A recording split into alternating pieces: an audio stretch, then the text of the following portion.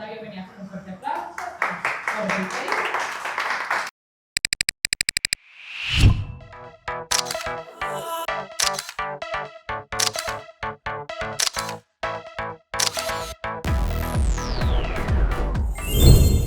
Bueno, como ya dijo Kelly, mi nombre es Jorge. Clarita. Bueno, yo tengo 33 años. ¿Sí? Sí. Sí. No, sí. ¿No? Sí. Sí. 33 años. Llevamos 3 años de casados, recién cumplidos. Nos dedicamos a las redes sociales. Tenemos un canal de YouTube en el que mostramos, pues, a las personas cómo es llevar un matrimonio joven. Bueno, ni tan joven, ya 33 no, ya no aplica. ¿Qué más les contamos de nosotros? Soy muy mal hablando. Esta es mi primera vez hablando en público. Bueno, este proyecto de YouTube también fue como un propósito que nos puso Dios en el camino. Lo entendimos a medida que iba surgiendo. Nosotros siempre dijimos no a las redes, fue un no rotundo, pero así son las cosas de Dios. Él nos llevó y nos guió hasta tener este bonito proyecto de YouTube, donde efectivamente contamos cómo es vivir en matrimonio, cómo es tener un matrimonio desde una parte real, no desde la parte que nos venden las redes de todo es bello, todo es perfecto, de si no hay peleas estamos bien, sí, no, un matrimonio real con sus imperfecciones, con sus líos, con sus aciertos, sus desaciertos, eso es lo que nosotros contamos. Así es, entonces agradecerle a Kelly y al Ministerio Instante Indeleble por la invitación. Algunos nos conocen, son seguidores incluso de nuestro contenido. Otros no, pues ahí les contamos quiénes somos. Bueno, no hemos pasado por muchas cosas. Obviamente, como todos, nadie le dan un manual de instrucciones de cómo va a ser el matrimonio, mucho menos un noviazgo. Todos lo vivimos de maneras diferentes. Y pues hoy queremos contarles parte de lo que fue nuestra experiencia. Ha sido nuestra experiencia tanto en el matrimonio, bueno, más que todo en el matrimonio, que es donde suceden las cosas que uno realmente dice, ¿qué fue lo que hice, hermano?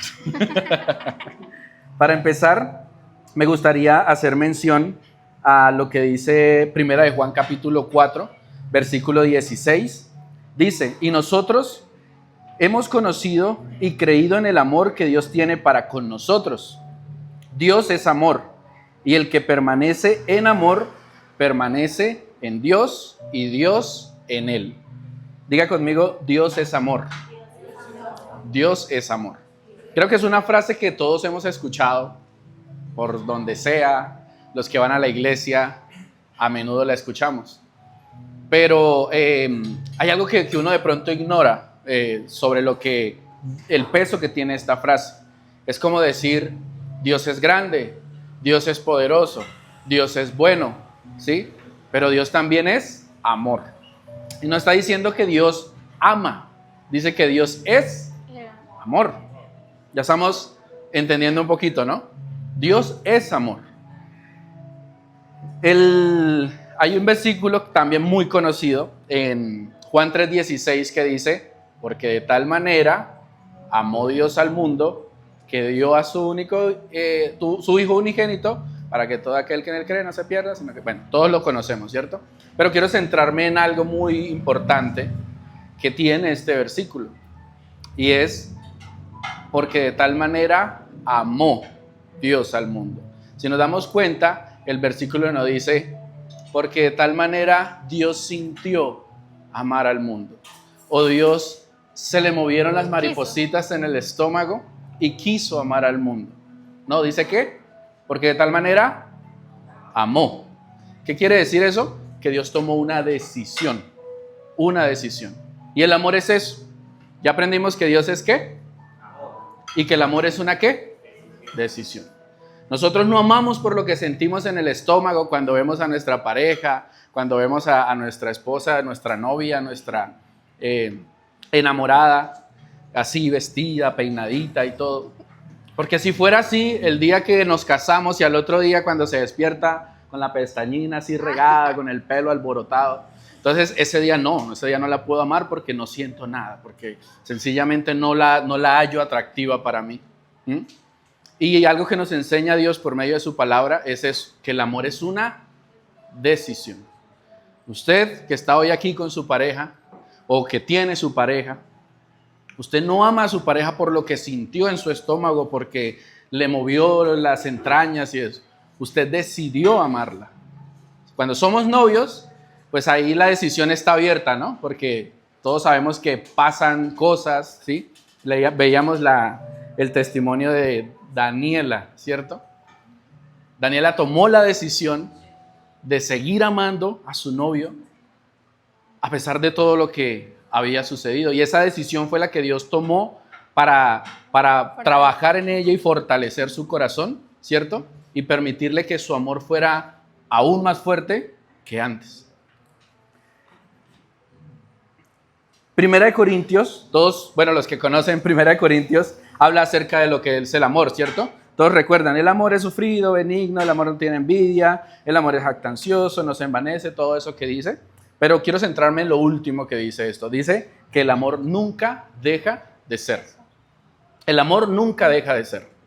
Esto también nos tumba esa típica frase de, es que yo no supe en qué momento dejé de amar.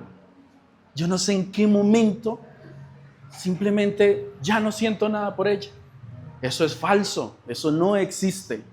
Porque la palabra nos enseña, primero, que ¿quién es Dios? Amor. Y luego que dice que el amor es una ¿qué? Decisión. Y si Dios es amor, y todos sabemos que Dios es eterno, ¿qué significa que es el amor? Eterno. El amor nunca deja de ser. Por eso nosotros no podemos amar a Dios con nuestro propio corazón. La palabra nos enseña que el corazón del hombre es ¿qué? Engañoso. Engañoso, es orgulloso, es vanidoso, es egoísta.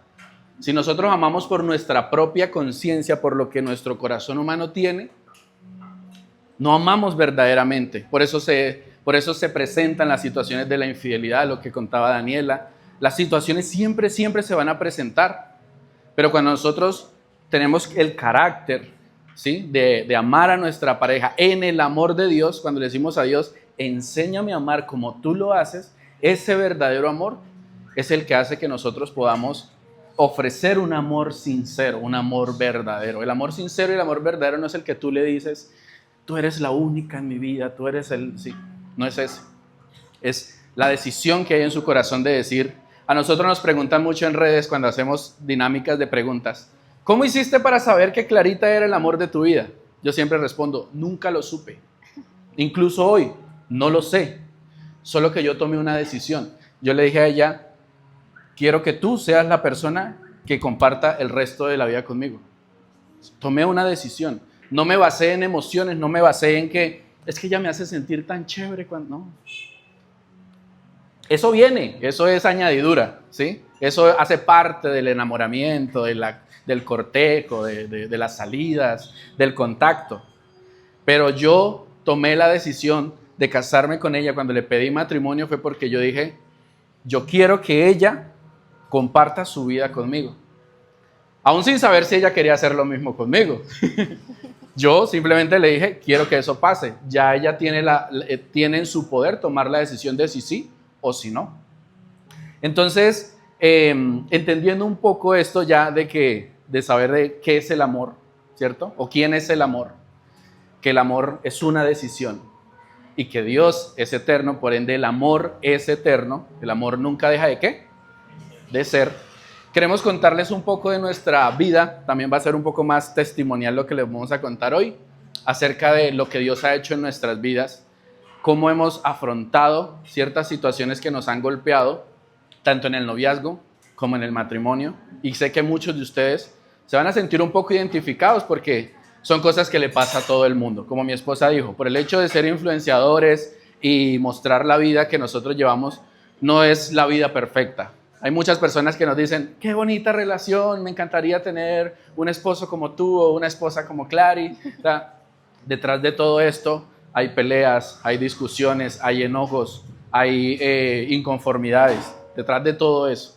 Solo que obviamente uno no va, vamos a pelear, espere, ponga a grabar. Ahora sí, ¿cómo fue?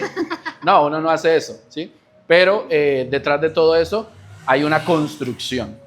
¿Listo? Entonces nos gustaría compartir un poco de lo que ha sucedido en nuestra vida en cuanto a las finanzas.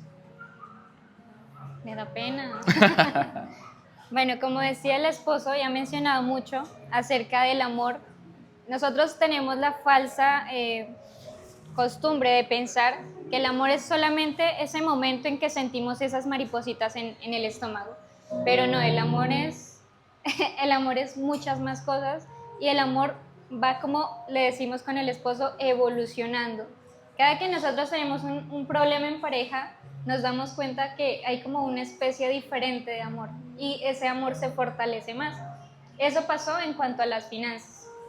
¿Qué pasa? Cuando unes tu vida con otra persona, venimos de culturas diferentes, de crianzas totalmente diferentes, y llegar a hacer que eso sea uno es muy difícil. Cuando nosotros empezamos nuestra vida en pareja, cada uno tomó la decisión de seguir sus finanzas a como le habían enseñado. Éramos finanzas divididas. Cada uno hacía con su dinero lo que le placía. Poco tiempo después nos dimos cuenta que era más fácil unir lo que hacíamos los dos y dirigirnos hacia un solo proyecto.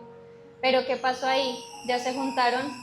Yo tenía errores financieros, él tenía errores financieros, y si íbamos a unir nuestras finanzas, también tenían que venir esos errores financieros a unirse y ver cómo los atacábamos.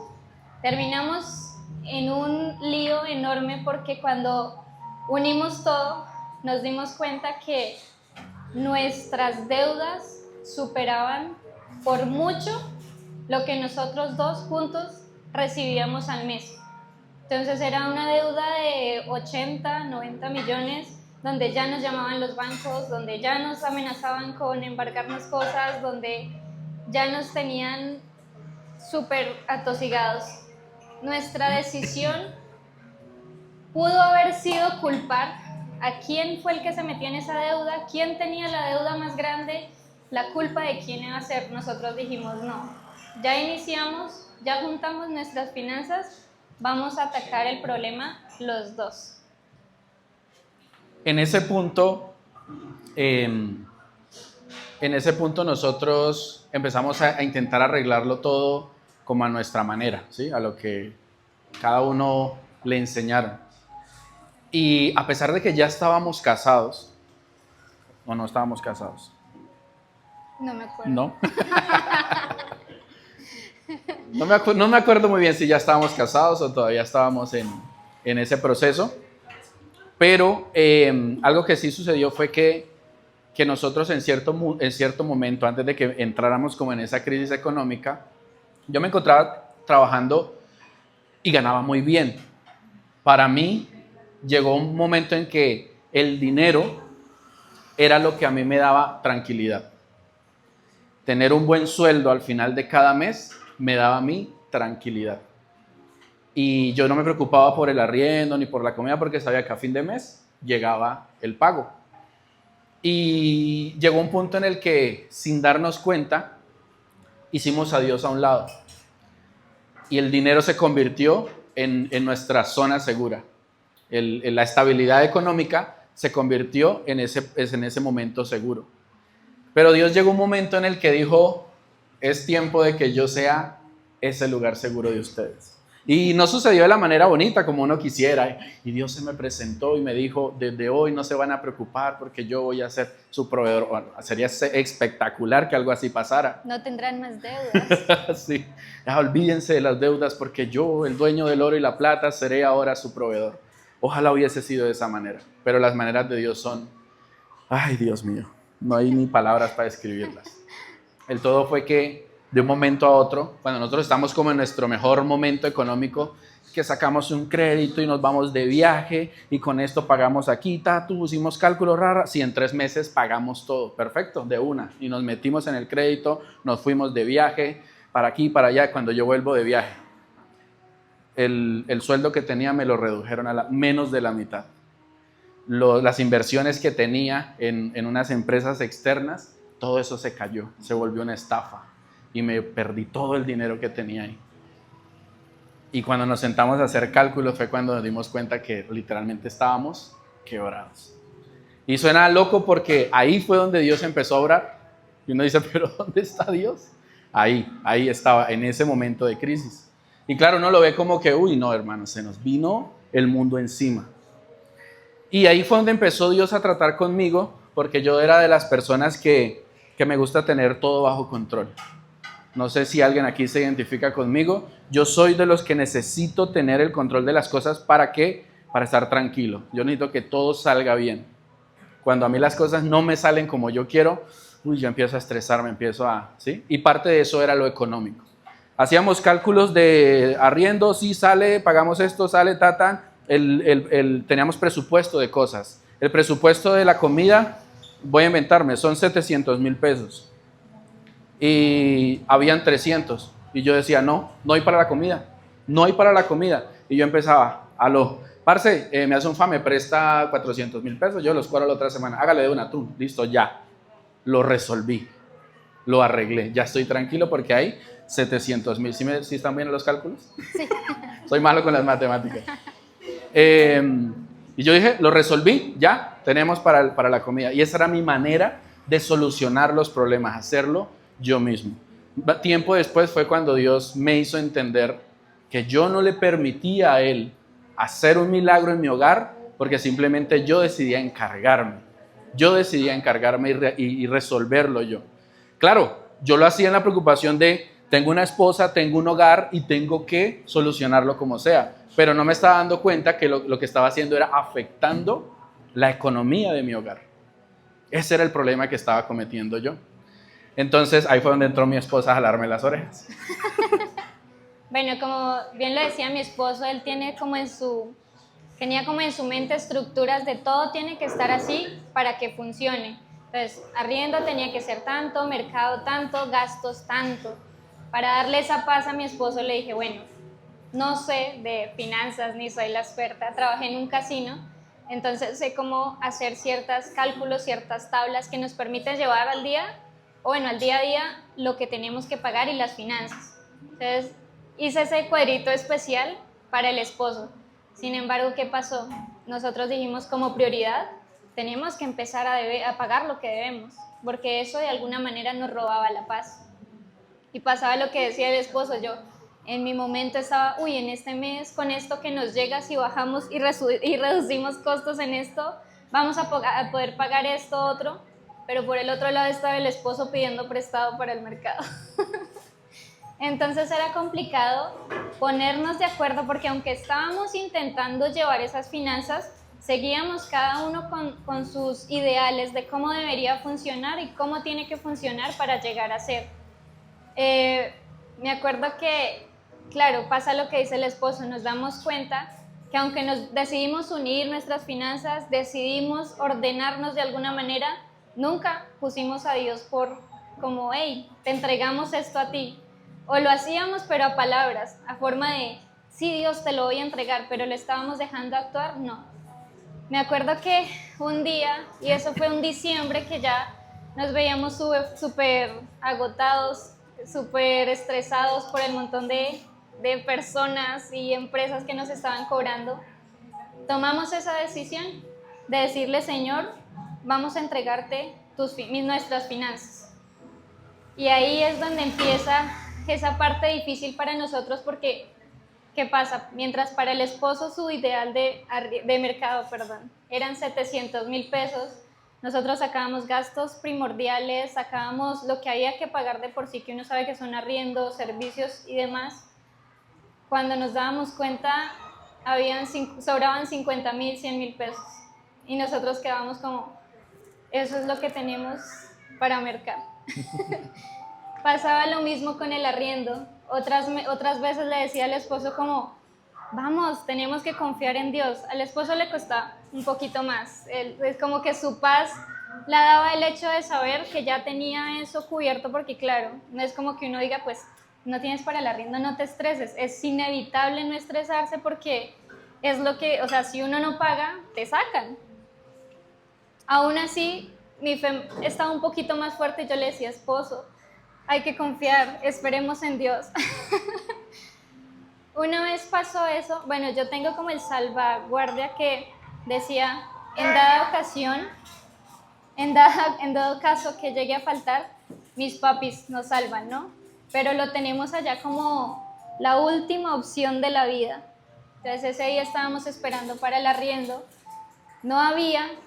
¿Qué pasa? Nosotros estábamos con, ¿cómo se llama? Aseguradora, los inmobiliarios. Que si tú no pagas a tiempo, aparte de que te cobran lo que ya es de arriendo, te cobran una multa.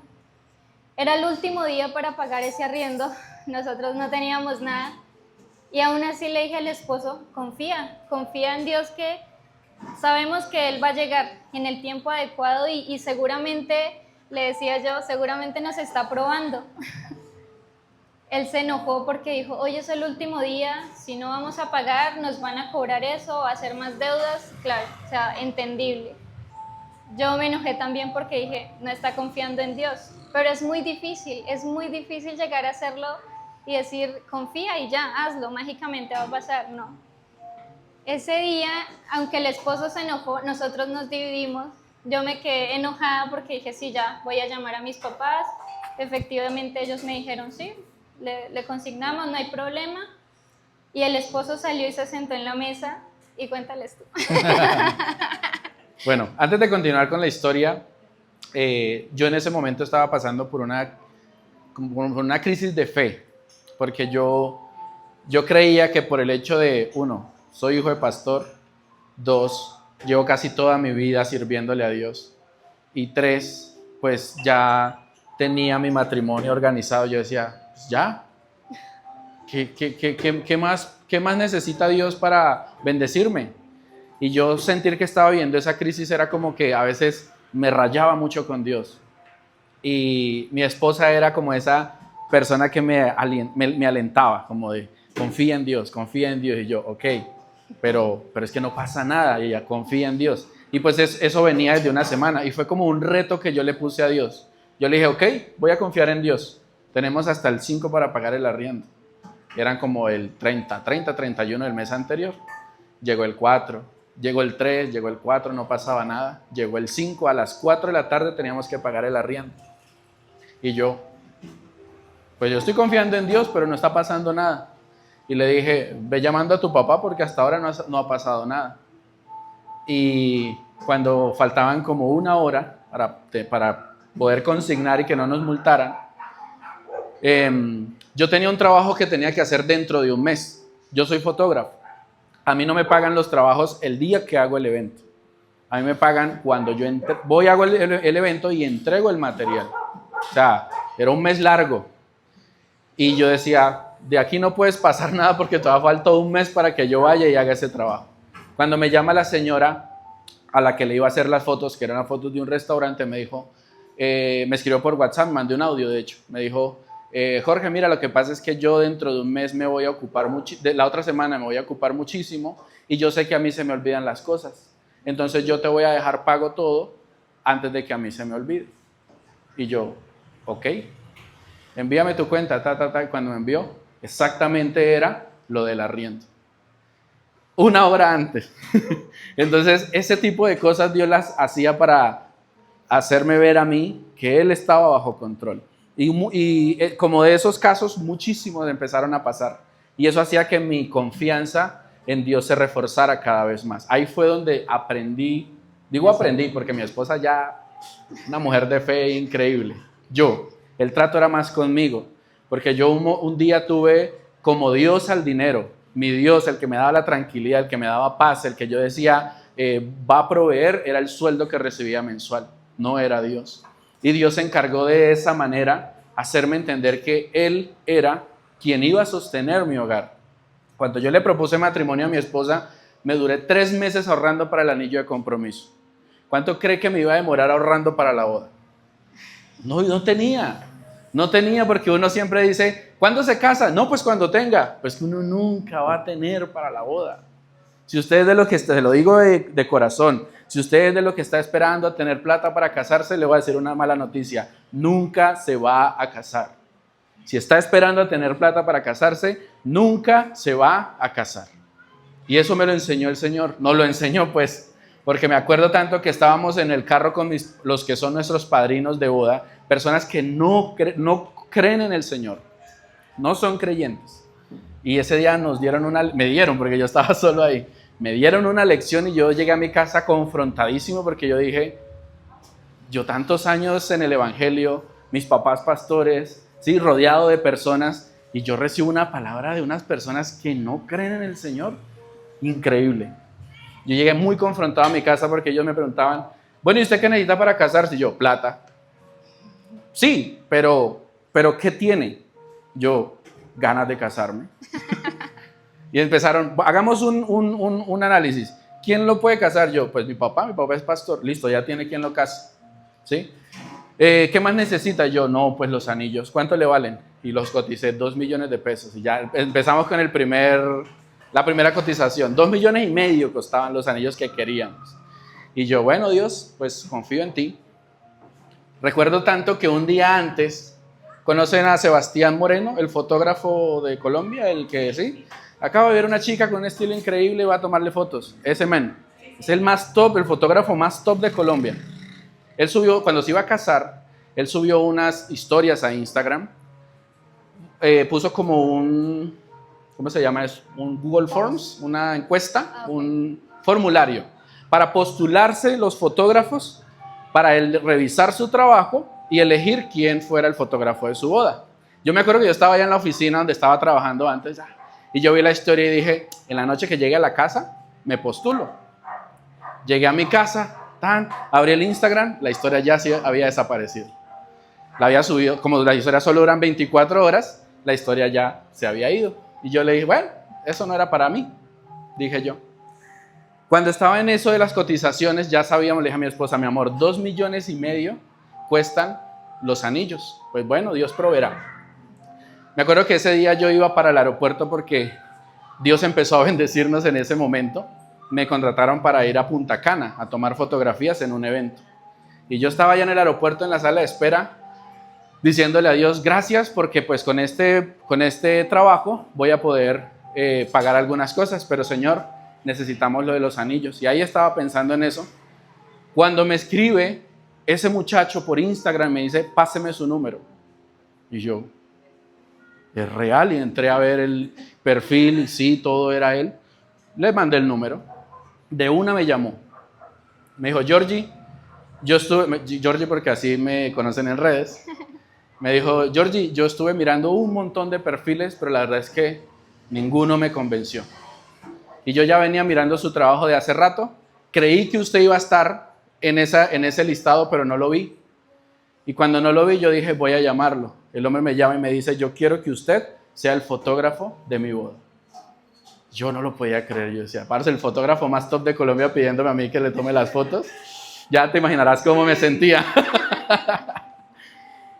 Y ahí fue. Le mandé la cotización. ¿Cuánto fue? 2,5 millones pesos. Ahí estaban lo de los anillos. Llamo a mi esposa emocionada. Mi amor, ya tenemos lo de los anillos. Y cosa que nunca pasa. Me pagó inmediatamente todo el trabajo.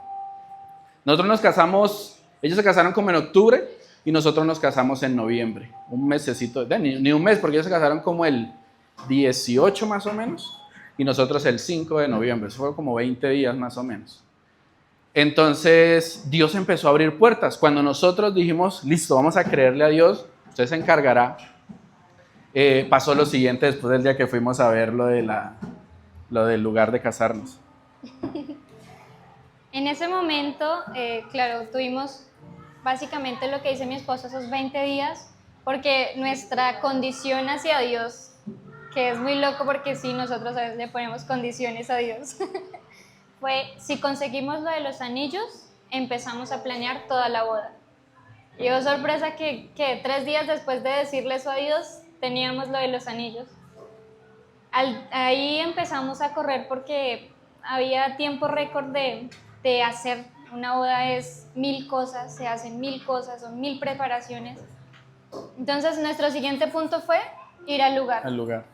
Cuando fuimos al lugar, en ese trabajo que Georgie hizo en Punta Cana, le quedaba aproximadamente 1.000.000, sacando cosas que teníamos que pagar, le quedó como 1.000.000. Cuando llegamos a cotizar el lugar, con comida, con todo lo que se hacía, decoración y demás, nos dicen, son 4 millones de pesos. Y nosotros nos vimos como, pucha, 4 millones de pesos. Entonces, en nuestro afán de hay que separar el lugar, es un lugar donde hacen muchos eventos, es un restaurante, entonces había que separar fecha con anterioridad. Nosotros dijimos, o bueno, mi esposo le iba a decir a la señora, permítame separar el lugar con este 1.000.000 de pesos y ya le vamos abonando. Y el señor le dice, no. Nosotros fue como, me acuerdo que nos miramos y dijimos, ya, se cayó todo, se cancela la boda. Pero el Señor nos dice, no, ya el lugar está pago.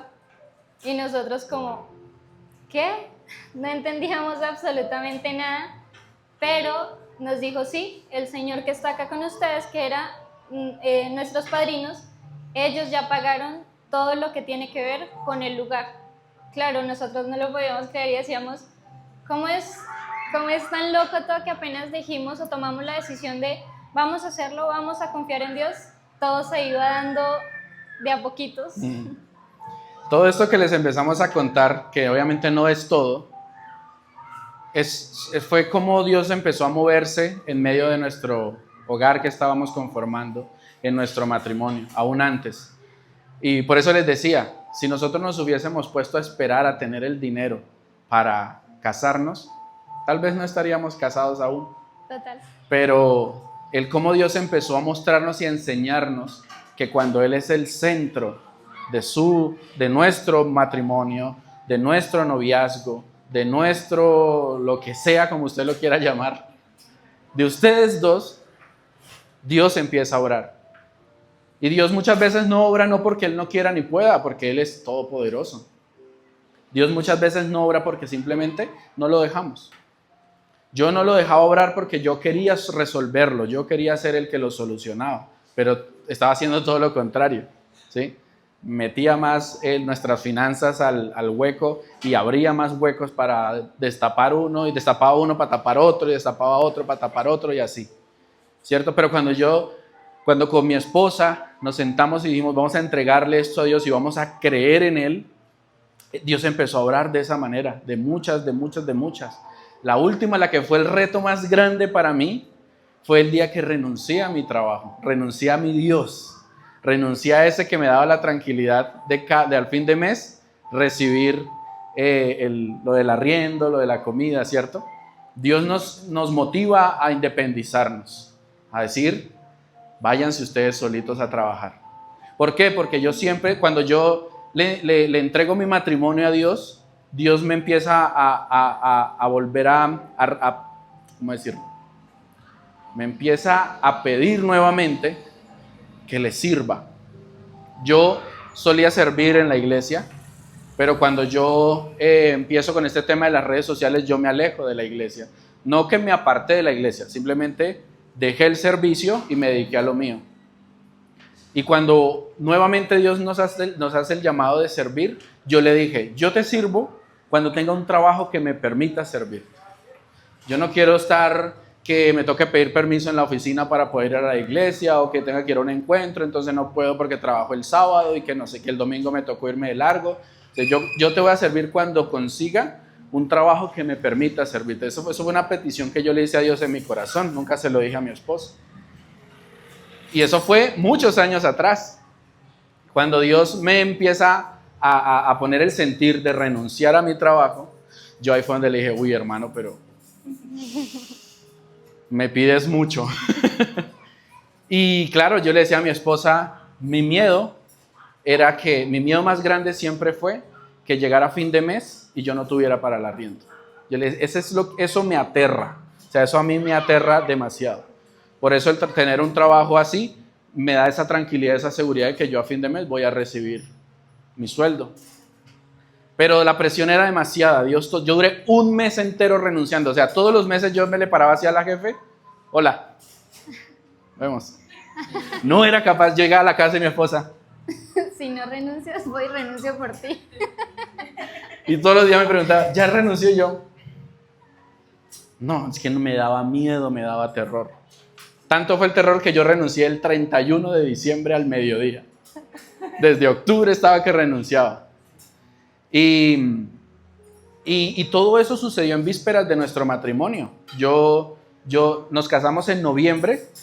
Yo desde octubre estaba renuncia. Y yo incluso le dije, mi amor, el día de nuestro matrimonio, ese día le digo ahí, porque la jefe era amiga nuestra. Entonces yo le decía, el día de la boda le digo ahí comiendo torta, como, hey jefe, Renuncio. ya no cuente conmigo. Pero no, era muy difícil. Yo vine a renunciar hasta el 31 de diciembre. Fue que tuve la valentía de decirle, porque ese día trabajé, de decirle, ya no vas, ya renuncio. Y debo decirles que ese fue mi gran miedo, que llegara fin de mes y yo no tuviera para el arriendo. Y hoy les puedo decir que han pasado más de 3 años y eso no ha sucedido. Es muy chistoso porque hace, como unos 20 días, vinieron unos amigos de México. Estuvieron con nosotros, nos invitaron a conocer Colombia. Y el día que ya ellos se iban, estábamos en el terminal esperando bus. Y era curioso porque ella estaba en la misma situación. Me dijo, estoy cansada de mi trabajo, no valoran mi trabajo, me reducen el sueldo, pero me ponen más trabajo. Ella lleva muchos años trabajando y cuando creyó que le iban a ascender el puesto, resulta que pusieron a otra persona. Entonces estaba muy dolida en su corazón por eso. Y yo le decía, yo pasé por eso que tú estás pasando. Yo le dije, ten la tranquilidad de renunciar. Tienes las herramientas para trabajar con tu esposo, ayúdalo a él, hagan equipo. Ustedes dos hacen mucho más que cada uno por aparte. Y le estaba dando ese consejo cuando yo le decía, mi mayor miedo cuando yo fui a renunciar, eso que les acabo de decir, es que llegue fin de mes y yo no tenga para el arriendo. Le dije, han pasado más de 3 años y eso no ha sucedido hasta hoy. ¿Por qué hasta hoy? Porque ese día yo no tenía para el arriendo y mañana había que pagarlo. Al día siguiente. Al día siguiente. Bueno. Y yo le dije, ¿todo eso no ha pasado más de 3 años? Hasta hoy. Y ella, ¿cómo así? Y todo lo que hemos gastado y estuvimos de viaje. Yo le dije, sí, pues yo dediqué eso para el viaje y para el arriendo. Yo le dije a Dios, pues, tú verás, tú te encargas. Y dice, no, pero tú no puedes dejarle todo a Dios. Yo le dije, no, eso es lo contrario. Eso es lo que a mí me permitió disfrutar el viaje, estar tranquilo, porque yo sé que Dios se va a encargar. Y no estoy hablando de que, no, pues yo me quedo aquí quieto esperando a que Dios haga. No, sí, seguimos trabajando. Pero estoy diciendo que yo en mi cuenta no tenía los 700,000 pesos que pagamos de arriendo para el día siguiente. No los tenía. Cuando, bueno, a ella se les salían las lágrimas porque estaba conmovida por lo que le estaba contando y se fueron. No mentiras, ya el bus estaba por llegar. Cuando en ese momento me entró una llamada y yo contesto. Resulta que yo tenía una boda dentro de 8 días. Y como les digo, a mí no me pagan las cosas hasta que lo hago y lo entrego. Cuando me llama el muchacho, Jorge, lo que pasa es que estamos intentando pagar todo antes de la boda porque no queremos estresarnos con eso ese día. Pásame el número de cuenta que te voy a consignar. Así fue. Me consignó cuando llegué y le dije, ¿adivina qué? Ya tengo lo del arriendo. ¿Cómo así? Yo, sí, me acaban de pagar un trabajo que voy a hacer dentro de 8 días y eso es raro que suceda. Es raro que suceda, pero eso solo lo hace Dios. Y de esas maneras Dios nos ha sorprendido porque nosotros simplemente hemos decidido que Él sea el centro de nuestro matrimonio y que tome el control. Yo pude haber en ese momento, no hay para el arriendo, présteme, ¿cierto? Y en vez, listo, solucionar el arriendo, pero ahora tengo un hueco de 700,000 pesos para el siguiente mes. Y Dios va a proveer y dice, bueno, ya lo resolvió, listo, hágale. Entonces muchas veces nosotros somos los que no permitimos que Dios haga milagros en nuestro hogar, porque queremos tener el control de todo. Eso sucedió en cuanto a las finanzas. Siento que para concluir este tema, cosas que hemos aprendido, las finanzas son un tema muy común de peleas dentro del matrimonio, cosas que, y no les vamos a decir todo fue perfecto en nuestras finanzas y las unimos desde el primer día, no. Nosotros tuvimos que pasar por enojos, tuvimos que pasar por momentos donde me enojaba con él por decir, ¿por qué te estás gastando eso si tenemos que pagar estas otras cosas? Porque pasaba así, claro, como uno viene de cuando está soltero, mi dinero lo gasto en mis gustos, en cosas que me llenan a mí, pero ya cuando está en un hogar y construyendo cosas, luchando por sueños conjuntos, cambian ciertas cosas. No quiere decir que tienes que dejar tus sueños, solo que va a existir una lista de prioridades, que es lo que nosotros hacemos hoy en día para no caer como en esos errores. Muy importante hablarlo, no llegar al momento de decir, es que tengo que decirte algo, tenemos una deuda de no sé cuánto, Sí. a punto de casarse. No, porque siento que es un tema que desde el inicio tienen que ser como muy sinceros, hay que ser muy sincero en eso porque te evita muchos problemas y dos cabezas piensan más que una. Entonces, estar entre los dos en ese acuerdo de cómo se va a manejar las finanzas en su hogar es muy importante. En conclusión, Dios, desde que Dios ha sido el centro de nuestras finanzas, Él ha sido el que se ha encargado de ellas. Y nosotros llegamos a cumplir el papel que Dios nos dio, administradores. Usted y yo somos administradores de lo que Dios nos da. No somos dueños de nada, pero somos responsables por todo. No somos dueños de nada, pero somos responsables por todo. Y Dios nos pide cuentas. Dios nos pide cuenta, como decía mi esposa. Muchas de nuestras peleas eran que teniendo que pagar la cuota del banco, yo me compré un juego.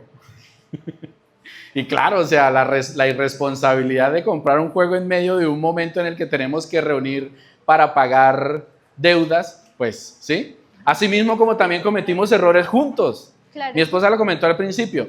Nosotros, cuando nos juntamos, dijimos, bueno, esto es lo que hay sobre la mesa. Yo estoy debiendo esto, tú estás debiendo esto. ¿Cuánto estamos debiendo esto? ¿Sí? No fue como, esto es problema, mira cómo paga usted eso.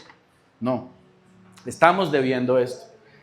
Y juntos lo resolvimos, pero así también cometimos errores juntos. Yo me acuerdo tanto que a mí me encantan los videojuegos. Yo soy amante full de los videojuegos. Y cuando empezamos a convivir con mi esposa, pues yo también tuve que mostrarle a ella esa parte de convivir con los videojuegos. Cuando ella me ve jugando una noche a las 11 de la noche y yo no me quería ir a la cama, se acerca y me dice lo siguiente. O me enseña a jugar o se va a dormir ya conmigo. Me la puso difícil y fácil. Me puso dos opciones. Pero ella pudo haber llegado a decirme, otra vez usted a jugar, eso mejor dicho, dele besitos a su consola, vaya y duerma con su consola. Ella no me echó en cara lo que yo estaba haciendo. Me dijo, o me enseña a jugar, o se va a dormir. Y yo le dije, si quieres que te enseñe a jugar y me demuestras que realmente quieres jugar, yo te compro el control que tú quieras. Y empezamos allá. Y ahí empezaron las malas decisiones. Bueno, en ese momento sí, estábamos económicamente bien. Le enseñé a jugar un juego, nos enganchamos, nos lo pasamos todo. ¿Cuál sigue? La 2, listo, nos lo pasamos. ¿Cuál sigue? El 3, nos lo pasamos. ¿Cuál sigue? El 4, nos lo pasamos. Terminamos, ¿y ahora qué jugamos? Y le no, pues juguemos otro, hay otro que es como de misiones, no sé qué. Listo, lo pasamos. Ay, no, pero ese no se puede jugar en computador. Se juega solo en consolas. Me dice ella, pues vamos y preguntemos a ver cuánto vale una. Y yo, ¿en serio? Era solo preguntar. Era solo ir a preguntar y nos fuimos para el centro comercial. Nosotros, sí, mire, esta era Para resumirle, salimos con una consola y con un televisor de 65 pulgadas para jugar.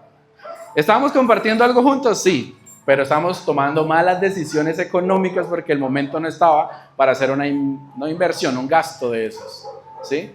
Pero lo hicimos juntos, nunca nos tiramos en la cara que por su culpa usted me dijo, no, pero usted me dejó, no, pero usted sacó la tarjeta, no, pero usted puso el código, no, que no sé. Si los dos metemos la cabeza, los dos salimos de ahí. Entonces de eso trata. Cuando Dios está en el centro, hacemos que si cometemos los errores, los solucionamos juntos, ¿sí? Y que asimismo, si es solo uno, ¿no? Porque uno tiende a decir, claro, esa decisión mala la tomaste tú, pero inmediatamente se convierte en decisión de ambos. Entonces el punto está hacer que esos problemas se ataquen entre los dos porque somos uno, básicamente. Exactamente. Luego viene una parte que a todos nos toca y ya estamos casados, ya estamos conviviendo. La parte más dura del matrimonio, cuando me preguntan a mí siempre, ¿cuál es? La convivencia. Sea matrimonio o sea lo que sea, estés o no casado, si estás viviendo juntos, la convivencia es cosa seria. Porque uno viene de mañas, de costumbres, a mí me enseñaron que yo tengo que dejar los zapatos aquí encima de la silla. Pero a ella le enseñaron que se ponen Debajo de la silla. Entonces dejemos un zapato arriba y uno abajo. Difícil llegar a ese punto. Entonces ahí fue donde Dios empezó también a permitir que viviéramos muchas cosas para nosotros darnos cuenta de cómo resolverla juntos y entender también. No se trata solo de que tú vayas a una charla y donde te digan, si a ti te molesta dejar la toalla colgada y mojada encima de la puerta, si a ti te molesta que tu esposa la deje ahí colgada, ¿sí? Entonces el problema no es tuyo, el problema es de tu esposa que le molesta verla. Entonces si te molesta, cógela y guárdala. No basta solo con eso, porque uno puede decir, pues sí, listo, para no pelear, ya, yo sé que él llega y deja, listo, yo lo acomodo y ya no hubo pelea. Pero eso va mucho más allá de eso, porque tú puedes hacerla, no le digo nada, yo no le digo nada, yo no le digo nada, y todos los días, yo no le digo nada, cuando mi amor, ¿qué? Nos vamos cargando, nos vamos acumulando de cosas, ¿cierto? Y no se trata solo de eso de no le digas nada, se trata de cuidar el corazón. ¿No? ¿Sigo? Continúo. Entonces, digamos que tuvimos como nuestra primer crisis del matrimonio que dije yo, estuvo mal. La primera vez y única que le oculté algo a mi esposa. ¿Sí? Ella lo sintió como una infidelidad, literalmente. ¿Sí? Pero fue por haberle escondido algo. Demos que ella lo cuente. Bueno, algo muy importante para mí, desde que inicié mi relación con el esposo, le he dicho a él como, hay algo que, o sea, primeramente tiene que estar Dios, pero también la confianza que nos tenemos entre nosotros dos. Y si dañas esa confianza, si uno daña la confianza, volver a recuperarla es extremadamente difícil. Y no estamos diciendo la confianza se puede dañar de muchas maneras, no solo con el gran temor que todos tenemos que es una infidelidad, sino desde las mentiras. Desde ocultarnos cosas, y justamente eso pasó iniciando nuestra relación. Todavía no estábamos casados, pero sí estábamos comprometidos. Sí, es verdad. Yo le decía al esposo, y desde el inicio he sido muy abierta a él, a decirle qué me gusta, qué no me gusta, qué quiero, qué no quiero, qué personas como que me incomodan o qué personas no, qué personas me caen bien. Y él es muy receptivo conmigo y de hecho le gusta que sea de esa manera, porque también sentimos que no podemos, o nosotras como mujeres a veces tenemos el instinto de voy a decirle tal indirecta para que él lo entienda, o voy a decirle tal cosa para que él adivine lo que estoy pensando. No, conmigo no era así, yo era muy de frente, todavía le digo las cosas tal cual son. Y pasó que había una muchacha que hablaba mucho con él, también jugaba videojuegos con él, pero hacía comentarios un poco fuera de lugar, y yo le dije a él, un día íbamos caminando normal y le dije, oye, ¿sabes qué? Fulanita de tal no me da tanta confianza, pero ahí, y él como, ve qué raro si ellos lo más de bien. Ahí se quedó el tema, pero para él ya fue tengo que tener cuidado, o si le digo algo de ella se va a molestar, o sea, todas las razones posibles para no terminar esa amistad, pero también hacer de que yo no me enterara nunca. Poco después tuvimos un viaje y teníamos que dejar las llaves de la casa con alguien porque no las podíamos pues dejar en el conjunto así como a la vista. Y a él se le ocurrió la magnífica idea de dejar las llaves a cargo de esta persona. No me dijo nada, estuvimos en el viaje, todo feliz, normal. Yo ya lo resolví. Cuando llegamos de ese viaje, él reclama un paquetico en la portería, que eran las llaves, que con el paquetico que le había dejado, ya se las había vuelto a dejar ella ahí. Y yo vi que él recibe el paquetico y como eso cuando uno hace las cosas a escondidas, de una lo metió al bolsillo. Y yo ok, normal, subimos, entramos al apartamento, no sé qué. Al siguiente día yo estaba recogiendo la basurita del piso Y justo abro la caneca de la cocina, que era una canequita, la chiquitica, no le caben muchas cosas. Pues claro, ahí estaba el papelito del color y yo, ¡ja! Pues voy a ver qué era lo que estaba escondiendo. Claro, cuando lo saco, leo el nombre completo de la persona y conecto con las fechas y yo, ok, lo voy a dejar, claro, mi actitud, ¿no? Lo voy a dejar acá en este cajón, que yo sé que él abría ese cajón todo el tiempo, para que se dé cuenta que yo me di cuenta y sepa que me molesté. Lo dejé ahí, me fui a hacer mis cosas normal. Él efectivamente llegó al cajón, lo abrió, lo volvió a arrugar y lo volvió a botar a la basura. Lo volvió a solucionar por Claro. dos. Pues yo lo abrí y yo dije como, si yo no había votado esto, pues sí, ¿no? Y lo volví a votar. Al siguiente día, cuando veo que lo bota, vuelvo a hacer lo mismo, pero ya fui reintencional, lo dejé sobre el mesón. Y yo dije, ¿cómo no se va a dar cuenta? Pues no se dio cuenta. Entonces ya fue hasta un día que yo fingí que no me interesaba, fingí que lo dejé pasar, pero me estaba cargando, me estaba llenando de por qué me dijo mentiras, por qué cuando yo fui sincera con él y le dije, fulanita de tal, no me cae bien, me dijo mentiras. Y más allá de no le hables a ella, era como una opinión de, ten cuidado, y ya. Cuando pasó otra situación, y es que ella, había una sesión de fotos, y ella iba a estar en esa sesión de fotos. Claro, el peor miedo del esposo, porque yo soy la que lo asisto en las sesiones de fotos. Y ese día, como si nada, me dice, ¿no quieres ir a visitar a tus papás? Cuando él, a todo lado, se los juro que a todo lado, quiere ir conmigo. Y yo como, ¿por qué? No, pues, para resumirles el cuento, tuvimos la pelea más grande del mundo. Yo hasta me quité el anillo y le dije, ya no más.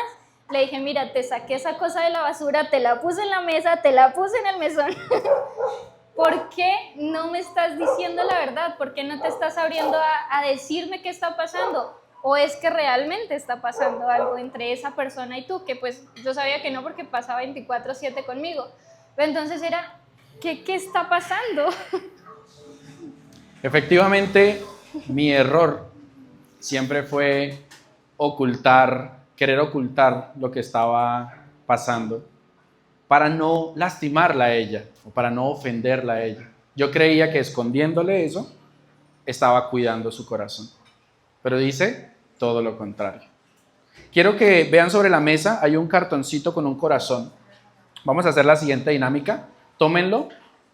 Quiero que ustedes pueden elegir cualquiera, uno toma el corazón, el cartón, y el otro toma las tijeras.